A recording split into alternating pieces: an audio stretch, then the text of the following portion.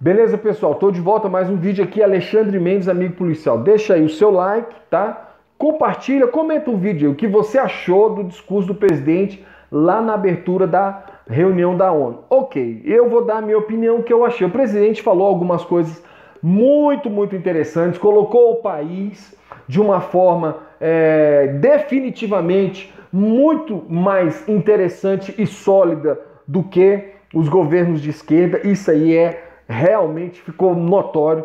Em relação à ONU, ele faltou falar o nome do presidente que queria, né, uma intervenção sobre o Brasil por conta das queimadas na Amazônia. Ele falou, reafirmou a soberania do Brasil, reafirmou a questão da soberania do Brasil em relação aos assuntos internos do Brasil. Agradeceu o presidente Donald Trump porque não permitiu que qualquer medida fosse tomada contra o Brasil sem que o próprio governo brasileiro fosse ouvido. Isso aí eu achei muito interessante, foi firme. Faltou falar do Emmanuel Macron, faltou falar o nome, ele não falou, claro, que seria ruim para a imagem do presidente, mas enfim. Pontuou a questão do Caixa 2 de Cuba. Para mim foi uma denúncia que ele fez para o mundo, falando sobre o investimento que o governo brasileiro fazia nos médicos, mas o dinheiro não chegava para os médicos com o projeto Mais Médicos. Se você não sabe o que é isso, dá uma pesquisada no projeto, nesse programa Mais Médicos, o que era. O presidente cortou assim que ele entrou para fazer algumas modificações. Os médicos, aí o presidente cita realmente, ele cita isso literalmente, né? Os médicos que quisessem ou que quiseram ficar no Brasil poderiam ficar, sendo apenas esperar desses médicos que eles fizessem uma qualificação à luz da legislação brasileira, do governo do Brasil. Isso foi muito bom, gostei. Ele citou, né, o exemplo péssimo de evolução para a sociedade da pobreza com a questão lá do Maduro, lá na Venezuela. Foi uma alfinetada que o presidente Bolsonaro deu na Venezuela e em Cuba. Tanto é que ele diz claramente que, como o dinheiro não ia para os médicos, assim que ele entrou, Cuba retirou os médicos do país. Por quê? Porque Cuba, né? Aqui eu estou agora entrando dentro do discurso do presidente, fazendo a minha interpretação. Claro que Cuba não ia deixar os médicos lá porque faltou energia. Vou esperar, vai voltar rapidinho.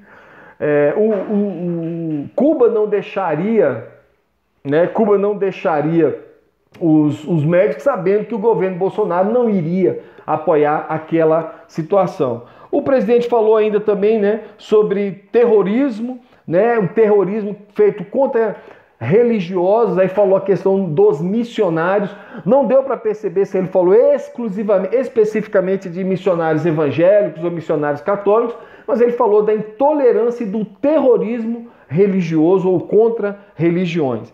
Falou também sobre a morte de policiais e disse que no governo dele os índices de violência têm diminuído. Em relação a isso, é importante esperar o final do ano. Em relação à morte de policiais, é importante esperar o final do ano, quando os dados oficiais saírem, para a gente saber se realmente houve uma diminuição. Mas claro que o presidente já está falando com dados do primeiro semestre e realmente houve uma queda. Vamos lá também, intolerância religiosa, eu já falei.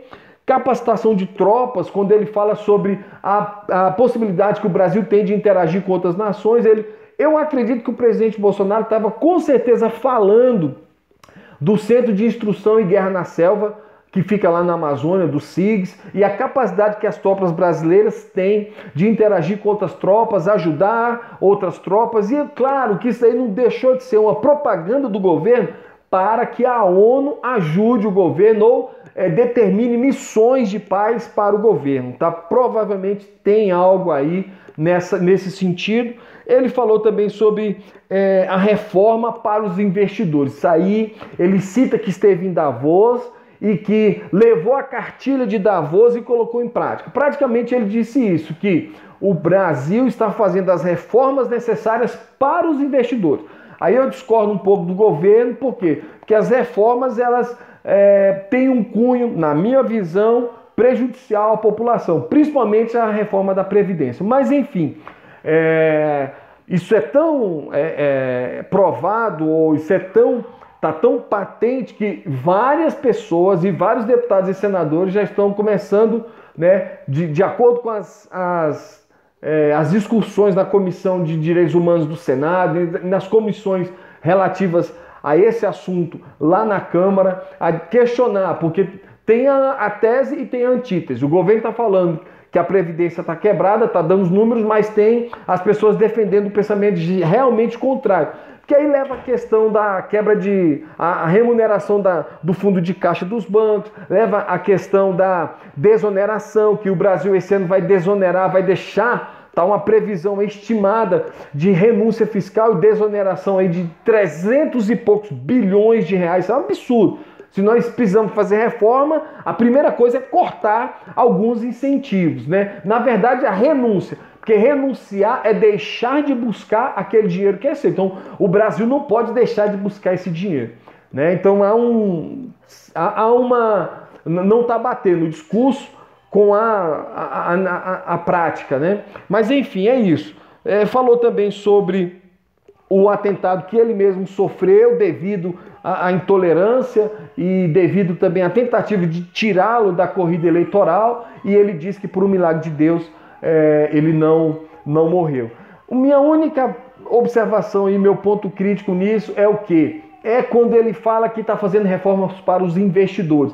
Aí acende para mim uma luz amarela, que é reforma para os investidores internos e externos. Mas essa reforma para investidores externos e internos é boa para o povo? Será? Aí fica a questão. O ministro Paulo Guedes diz que a reforma da Previdência gera mais empregos e mudou o discurso. Não só a reforma da Previdência, agora é preciso também a reforma tributária para gerar emprego. Então, será que ele vai ficar alterando esse discurso? O tempo vai dizer. Então, é isso. Pessoal, deixa seu comentário, seu like, tá? E compartilha o vídeo. Valeu, pessoal!